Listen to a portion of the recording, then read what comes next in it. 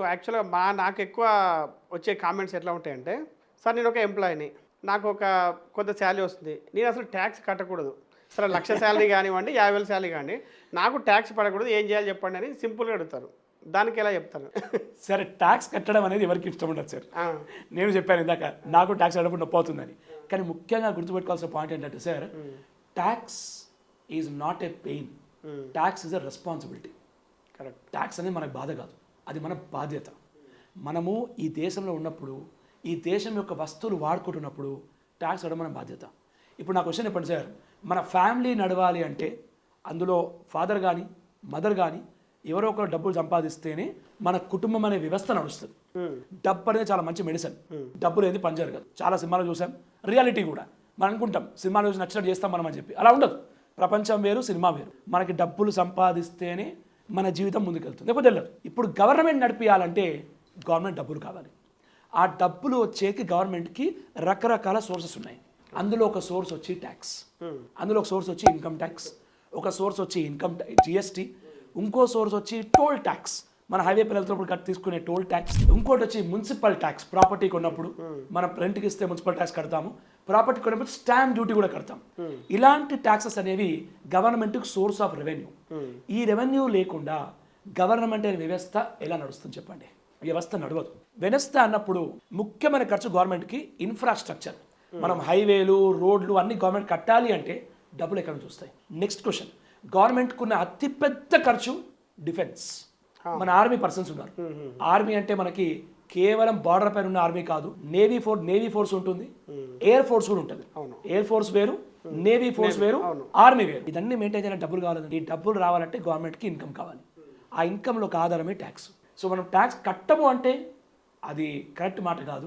ఖచ్చితంగా ట్యాక్స్ అనేది కట్టాలి. ట్యాక్స్ కట్టము అనట్లేదు, కట్టకుండా అంటే ఏం చేయాలి అంటే దాన్ని ఎలా మేనేజ్ చేయాలి? ఒక ఎంప్లాయీ కొత్త బడ్జెట్ ప్రకారం 12 లక్షల పైన వరకు కూడా ట్యాక్స్ ఉండదని చెప్పారు. అవును, గవర్నమెంట్. అంటే ఏంటి, మీ ఇన్కమ్ కనుక 12 లక్షల లోపు ఉంటే దానికి ట్యాక్స్ 0 అవుతుంది. ఇలాంటి ఒక స్కీమ్ వచ్చింది. సో దీని ఏం జరుగుతుంది, గవర్నమెంట్ పబ్లిక్కి ఎవరైతే నెలకి 50,000 సంపాదిస్తున్నారు అనుకోండి, నెలకి 50,000 చిన్న మాట ఏం కాదు కదా. ఒకప్పుడు ఇప్పుడంటే నెలకి 10,000 చిన్న మాట ఏమో, కానీ నెలకి 50,000 చిన్న మాట కాదు. నెలకి 50,000 అంటే సంవత్సరానికి 6 లక్షలు. సంవత్సరానికి 6 లక్షలు సంపాదించే వ్యక్తి ₹1 ఇన్కమ్ ట్యాక్స్ కట్టాల్సిన అవసరం లేదు. అవును, జిఎస్టీ మాత్రం కట్టాల్సింది. ఎందుకంటే జిఎస్టీ అనేది కన్సంప్షన్ ట్యాక్స్ కాబట్టి అది కట్టాల్సింది, దానికి ఆప్షన్ లేదు. అది ఏ వ్యక్తి అయినా కట్టాల్సిందే.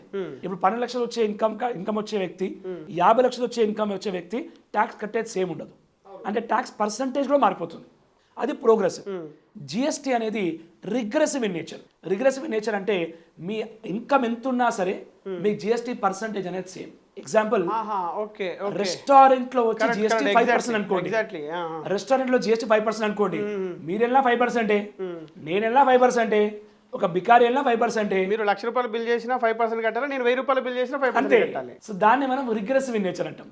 ఇన్కమ్ ట్యాక్స్ లో అలా ఉంటుంది. ఎక్కువ సంపాదించేవాడు ఎక్కువ ట్యాక్స్ కడతాడు, తక్కువ సంపాదించేవాడు తక్కువ ట్యాక్స్ కడతాడు. మన పబ్లిక్ డౌట్ రావచ్చు, ఏమని, సార్ ఎక్కువ సంపాదిస్తే ఎలా ఎక్కువ కడతాం కదా సార్, దానికి చెప్పేది ఏముంది అని. ఎక్కువ సంపాదించేవాడు ఎక్కువ శాతం ట్యాక్స్ కడతాడు, తక్కువ సంపాదించేవాడు తక్కువ శాతం ట్యాక్స్ కడతాడు. కరెక్ట్. సో ట్యాక్స్ అనేది పర్సంటేజ్ కూడా మారిపోతుంది. దాన్ని మనం స్లాబ్స్ అంటాం. సో ఇన్కమ్ ట్యాక్స్ లో సంపాదన బట్టి ట్యాక్స్. అంటే ఇప్పుడు ఒక స్టేజ్ దాటితే 30% కదా, ఇంకా ఒక స్టేజ్ దాటితే 30% దాటితే ఇంకా వేరే ఏం లేదు కదా, 30%. కరెక్ట్. కానీ ముందు ఏంటంటే సార్, 15 లక్షలు దాటితే 30% ట్యాక్స్ ఉండేది. బట్ ఇప్పుడు కొత్త దాని ప్రకారం 20 లక్షలు దాటితే 30% పడుతుంది. ఆ 20ని 24 lakhs చేస్తున్నారు, 10 lakhs చేస్తున్నారు, లిమిట్స్ అనేవి మారుస్తుంది. సో గవర్నమెంట్ ప్రతి బడ్జెట్లో February 1 వచ్చే బడ్జెట్లో ప్రతి సంవత్సరం కూడా దాని రేట్స్ అనేది పెంచుతున్నారు. దానివల్ల ఏమవుతుంది, ఖచ్చితంగా మనం కట్టే ట్యాక్స్ ఎంతో కొంత తగ్గుతుంది. ఒకప్పుడు సార్ ఇండియాలో 90% ట్యాక్స్ ఉండేది. మనకి ఇండిపెండెన్స్కి ముందు బ్రిటిష్ ప్రభుత్వం వాళ్ళు మనం సంపాదించే ₹100 90% ట్యాక్స్ కట్టించుకొని ₹10 మాత్రం మన చేతిలో ఉండేది. ఆ 90 కాస్త మెల్లగా 60 అయింది, 60 కాస్త 50 అయింది, 50 40 అయింది, 40 30 అయింది. ₹1 మనం కట్టడం ఇబ్బందిగానే ఉంటుంది. మీరు ఎంతోమంది మీకు వివరం చెప్పే ఉంటారు, ఇన్కమ్ ట్యాక్స్ 30 లేకుండా 5 ఉంటే అందరం కడతామని చెప్పి అంటారు సార్. కానీ 5 ఉంది అనుకోండి, అందరూ 5 కూడా ఎక్కువ 2 అంటే కడతా అంటారు.